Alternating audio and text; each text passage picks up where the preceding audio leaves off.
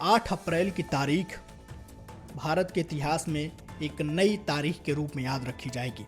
इसके पीछे की वजह यह है कि आज से यानी कि 8 अप्रैल से वक्फ संशोधन अधिनियम पूरे देश भर में लागू कर दिया गया है।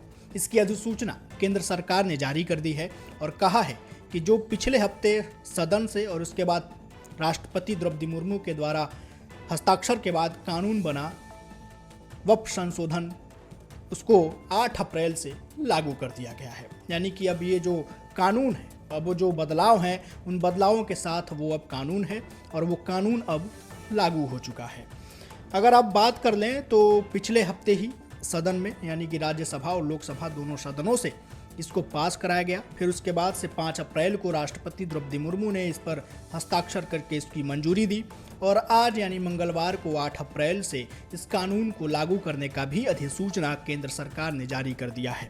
अब ये लागू तो हो चुका है, लेकिन इसके पीछे कुछ खबर और भी है।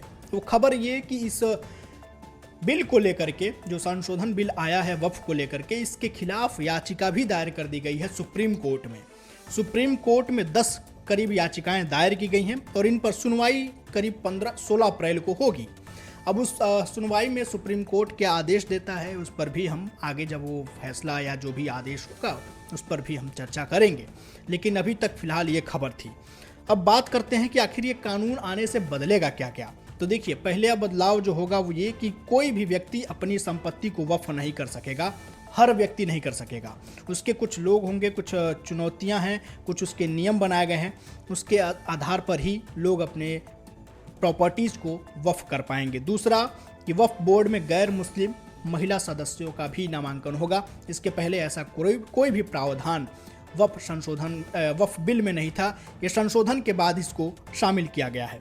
तीसरा इसमें जो बदलाव होगा वो ये कि सरकारी अधिकारी को जांच की शक्ति दे दी जाएगी। इसके पहले भी इसमें इस तरह का कोई प्रावधान नहीं था। चौथा कि वक्फ संपत्ति का केंद्रीय डाटाबेस में पंजीकरण कराना होगा। और पांचवा ये कि न्यायाधिकरण का फैसला अंतिम नहीं होगा। ये बड़े 5 बदलाव हैं जो हो जाएंगे, इस कानून के बनने के बाद से हो गए और ये कानून अब देश भर में लागू हो चुका है। और कुछ जगहों पर हिंसा की भी खबरें आई हैं, उस पर भी आपको डिटेल से बताऊंगा कि किन किन राज्यों में कहां पर हिंसा हुई है। थोड़ी सी उसकी डिटेल और मैं ढूंढ के आप तक जरूर पहुंचाऊंगा। बहरहाल ये कानून अब देश भर में लागू हो चुका है और धीरे धीरे इसका असर भी आपको देखने को मिलेगा।